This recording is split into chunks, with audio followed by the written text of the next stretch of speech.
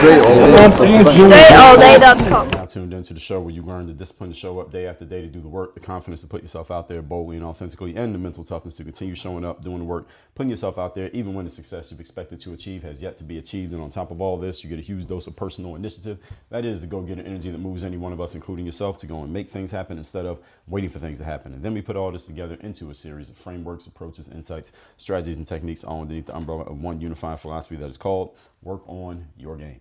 My name is Dre Baldwin, also known as Dre All Day, and welcome to the show. And today's topic is speed of outcome. We talk about speed a lot here on this show, and we talk about it for good reason. As humans, we have a limited amount of time on this planet. All of you consciously, you may not consciously think about that, but all of us, when I bring it to your attention, everybody agrees with that point. And the faster we can make adjustments to whatever's happening in our world or in the universe, start doing the things that we want to do if we are not already doing them, and get to where we want to be if we are not already there. And I would guess that most people who listen to a show called Work on Your Game, which is all about personal and professional development, regardless of how far you have advanced already, there's probably somewhere further where you would like to be. So the faster we can do these things, the more time we will then have to enjoy and benefit from the things we've achieved, to enjoy the fruits of our labor, and get to do all this before our time inevitably runs out, or get more time to enjoy before our time inevitably runs out. So today, let's talk about speed of outcome for anything that you are looking to accomplish. Point number one, the topic once again here today. Actually, by the way, before I get into the points, make sure you have subscribed to the show wherever you listen to this. I know a lot of you are subscribed, but if you haven't subscribed yet, make sure you subscribe to the show so it pops up in your feed every time you open up whatever application you are consuming this on. And please leave a rating and review of the show. More ratings and reviews help get us seen more and more discoverable to other people who need the kind of game that is being given out on the show, but they don't know about it because they can't see it. So that said, point number one, topic again here today is speed of outcome. Number one, how fast you achieve a result matters just as much as the outcome itself. How fast you do it matters just as much as doing it, period. Actually, it probably matters more. So for example, if somebody wants to make money, who listening to this wants to make, let's just say, more money. I think all of you make money on some levels, even if it's $1, but you want to make more money. And I know a lot of people have that goal. Your actual goal is not really making more money. If we really think about it, let me explain to you what I mean. It's that you want to make your money faster. That's what you want to do. So for example, if you earn $100,000 per year right now, and your goal is to earn $200,000 per year, what if you just made money faster? So if instead of saying, I want to make $200,000 per year, which is doubling the amount of money I make, what if you instead just figured out how you could earn that same $100,000 and just do so in 6 months? What if you did that? Now you still end up in the same place, which is $200,000 per year. But now, because you have sped up the outcomes of what you're doing, now you open yourself up to new possibilities, such as now you could change it to $100,000 per quarter. So now your income comes to $400,000 a year instead of $200,000 a year. The point is not that you need to do any type of tricky math. I kept the math very simple for this example, but you don't have to do any type of tricky math in this situation. Take the same things that you are already doing or that you're in the process of doing and ask yourself how you can achieve that same outcome faster. Why not do that?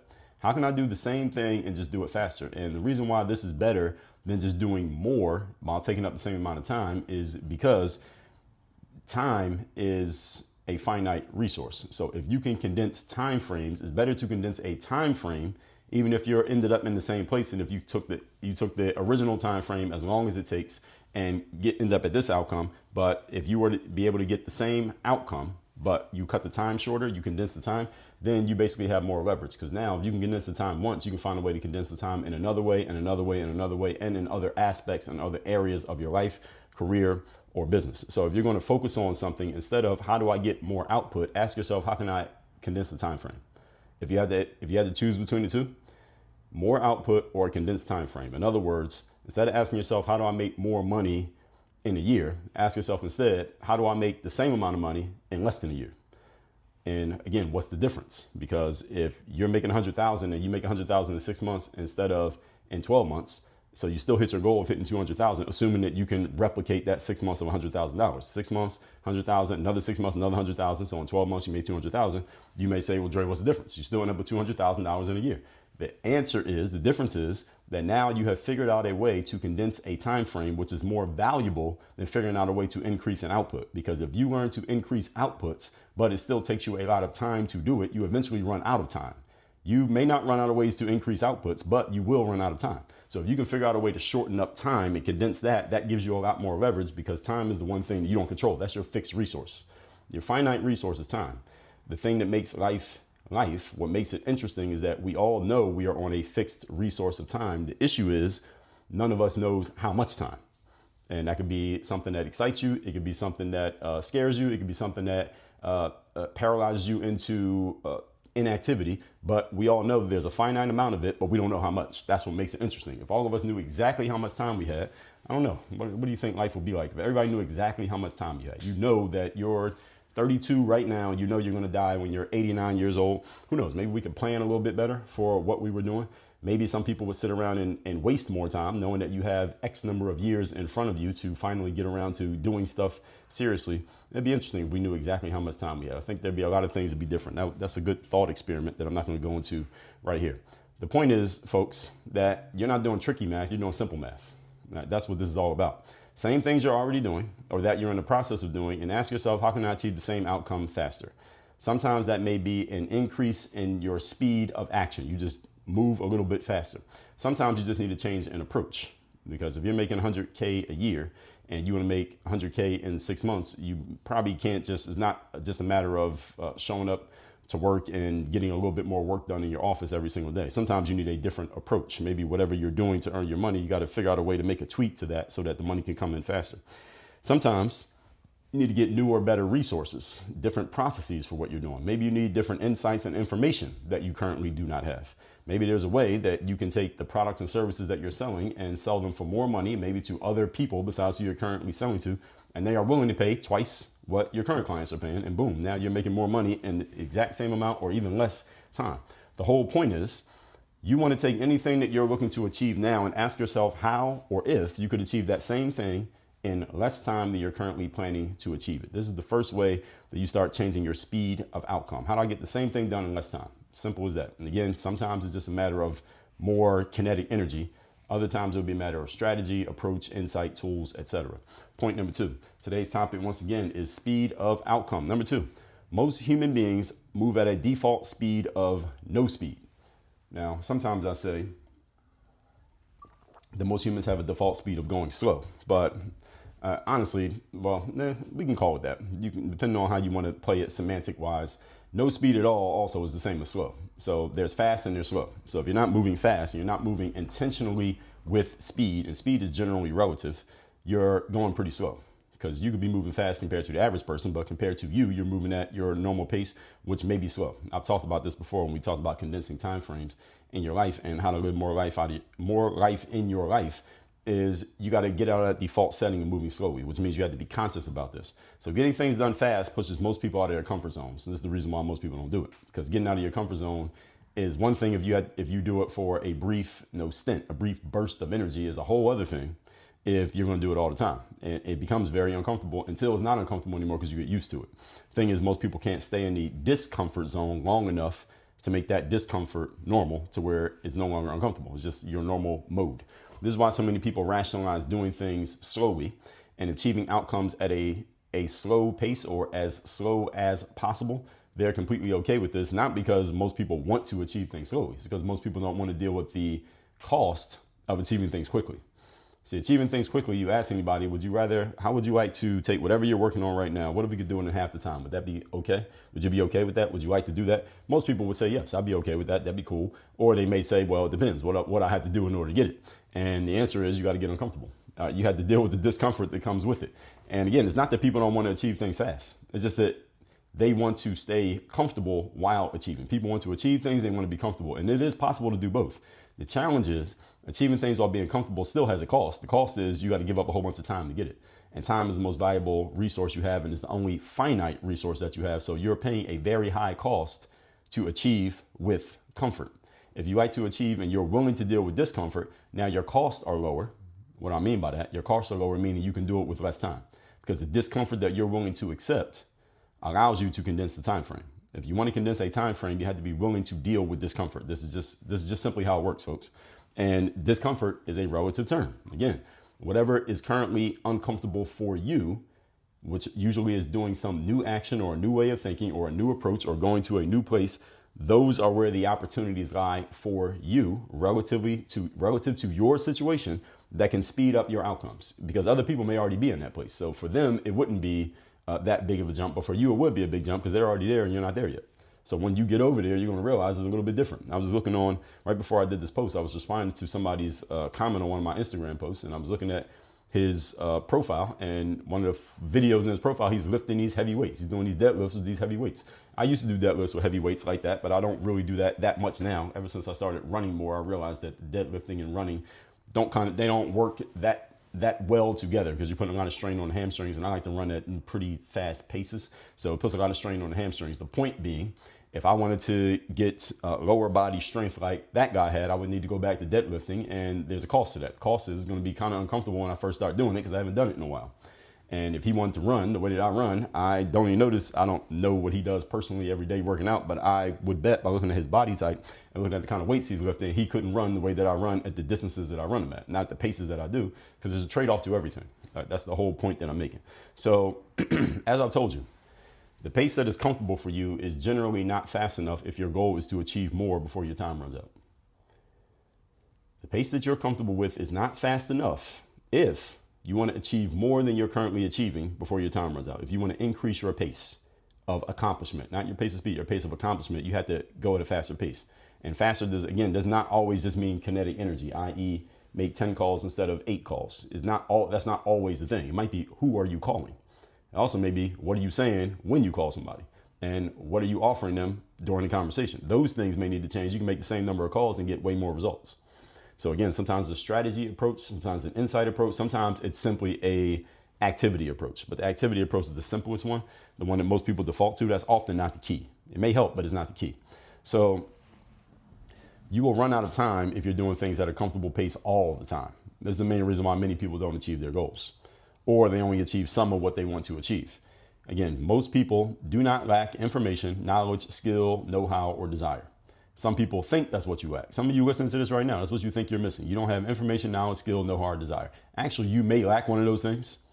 This is a better way of saying it. Maybe on some levels you need more information, more knowledge, more skill, more know-how, more insight. On some level you may need those things. And at the same time, it's this, and you also need to be willing to get uncomfortable enough in order for you to reach your goals at a much faster pace. There's some discomfort you will have to deal with, because there's some things you're going to have to do that you are currently not doing and are not currently in your zone of comfort. And you got to be willing to deal with that in order to get what you want. Speed, relative to what you're used to, is often uncomfortable, and that's exactly what it's supposed to be. It should be a little bit uncomfortable, at least a little bit, maybe very uncomfortable.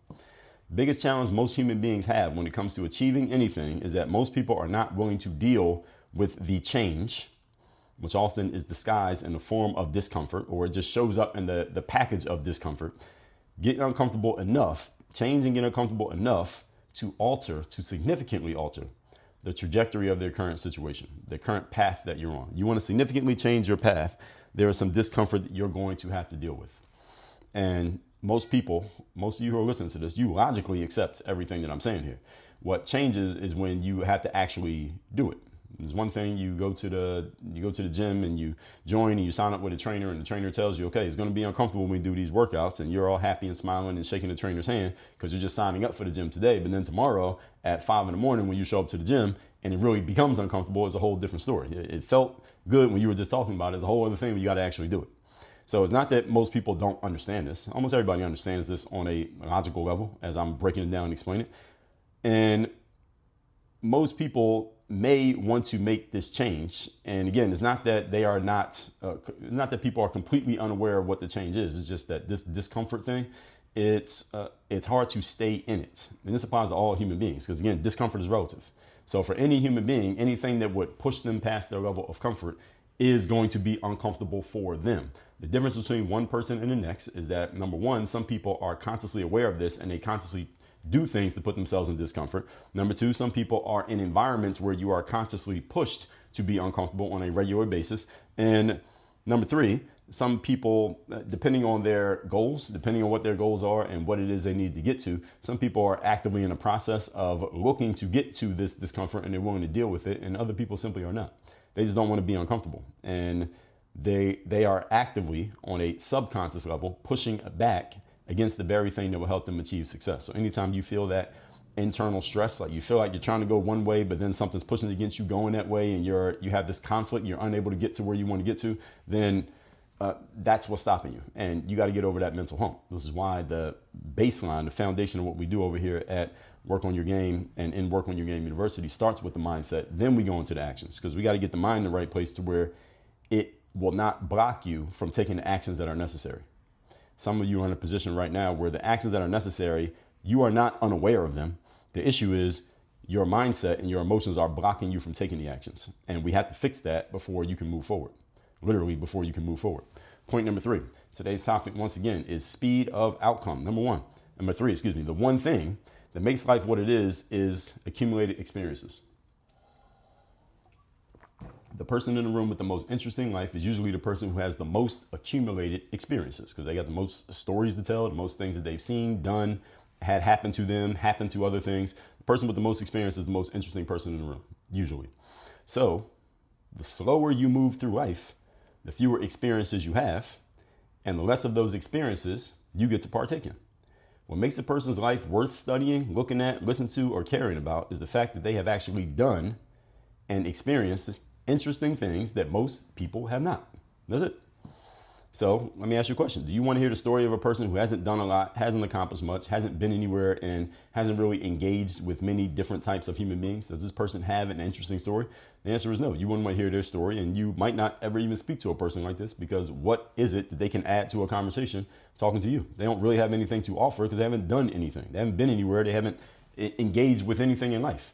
The more rich someone's experiences, the more they are worth talking to. I appear on a lot of podcasts, a lot of media appearances on other people's platforms, and looking through other people's shows, especially people who do interview-based shows, I can't tell you how many shows I come across. I say about 40%, maybe 30 to 40% of the shows I come across, and we look at a lot of platforms. 30 to 40% of the shows I come across are where the host says, the purpose of my show is to have conversations with interesting people from different walks of life. Like 30 to 40% of the shows that I've even appeared on or looked at possibly appearing on, that's how they describe the show. And not in those exact words, but they are saying the same thing. They'll say something like, well, we talk to the top authors and entrepreneurs and athletes and CEOs and people who are making it happen, who have, basically people who have interesting things to say. That's what they're looking for. I just want to talk to interesting people who have interesting ideas and have some interesting things that could possibly benefit my audience. Those are the people I want to talk to. Nobody says I want to talk to a boring person who hasn't really done much and hasn't gone anywhere. Those people don't usually get called to be interviewed anywhere, because there's nothing interesting that they could possibly say. No matter how good your question is, you can't pull anything interesting out of a person who doesn't have anything interesting in their background or in their history or in their experience. So nobody wants to hear that. Nobody wants to hear the story of the person who's boring, uninterested, and has no influence or nothing to tell you about. Understand something. You do not have to be a 93-year-old grandma at a family gathering in order to get everybody willing to hear what you have to say, because you had an interesting life that's worth listening to. You don't have to wait till you're 93 years of age. Some of you are not even half that age right now. You can become that person today. You just need to go out and do more things. And how do you go out and do more things? Doesn't necessarily mean that you just have to go run around doing stuff just for the sake of doing stuff. Maybe it means the things that you are doing now, the most important things, and maybe there's only 2 or 3 of them. You want to look at ways to condense the time frames of getting those completed, which frees up time for you to go do the next thing, the next thing, and the next thing. Again, it doesn't mean throw 30 things on your daily planner. It means take the things you're already on, get them done in less time. Ask yourself, is this just more speed? Is it, or more active speed? Is it more like tactical speed is a better way of saying it? Is it more I need to change strategies? Do I need new tools? Do I need some better insights? What is it that I can do that can speed this process up so you can get it done in half the day instead of the whole day? All right, do you get the point? All that said, let's recap today's class, which is speed of outcome. We talk about speed a lot here on the show, and for good reason, because as humans, we have a limited amount of time on this planet. So the faster we can make adjustments and do what we want to do, get where we want to be, the more time we'll have to enjoy the rest of life and maybe add some other things in there that currently weren't on the plan, simply because now we have more time.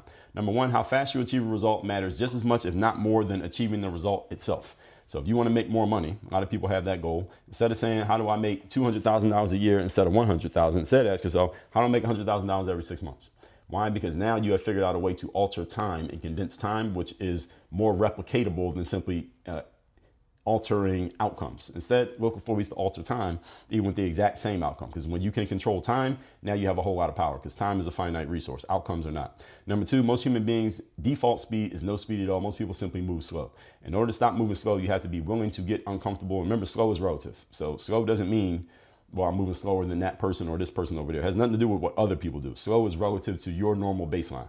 And number three, the one thing that makes life what it is are the experiences we accumulate. The most interesting person in a conversation is the person who has the most experiences to draw from and share. It doesn't mean people who have only a few experiences won't be asked to share, depending on the subject. If you spent your whole life doing one thing and somebody wants to know about that one thing, you're a great resource. I'm talking as a general rule, the most interesting person is the person who's done the most, been the most places, had the most experiences, shared the most stuff, simply because of what they've done. I remember I was playing basketball in Montenegro, and my teammates, we were at lunch after practice one day, and we would go to this restaurant and eat lunch at practice.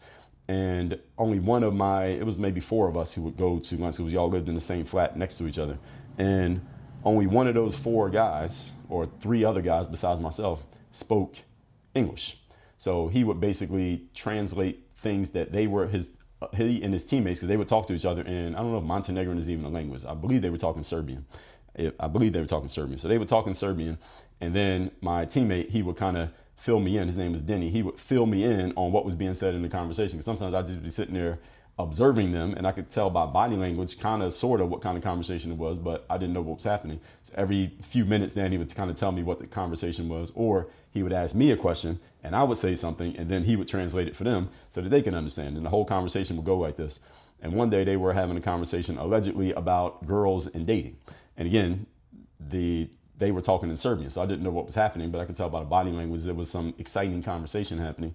And my teammate Danny turned to me and said, well, we were talking about girls and dating, and he pointed to one of my other teammates. He said he has the most experience, so he's telling all the stories. And that's exactly what I mean. The person with the most experience is the one who usually gets listened to the most, simply because they've been around, they've done things. So you can become that person. All you got to do is, again, not go put a whole bunch of stuff on your calendar necessarily. Maybe you want to, but you don't have to. What you got to do is speed up the outcomes of the things you're currently doing. That said, everybody, workonyourgameuniversity.com. I can help you speed up the outcomes of what you're doing. And a little bit of it is going to be tactical speed. A lot of it's going to be strategic speed. And then we can systematize the speed so where you can do it over and over and over and over again. And that way you get to live more life. That's at workonyourgameuniversity.com. Work on your game. Dre all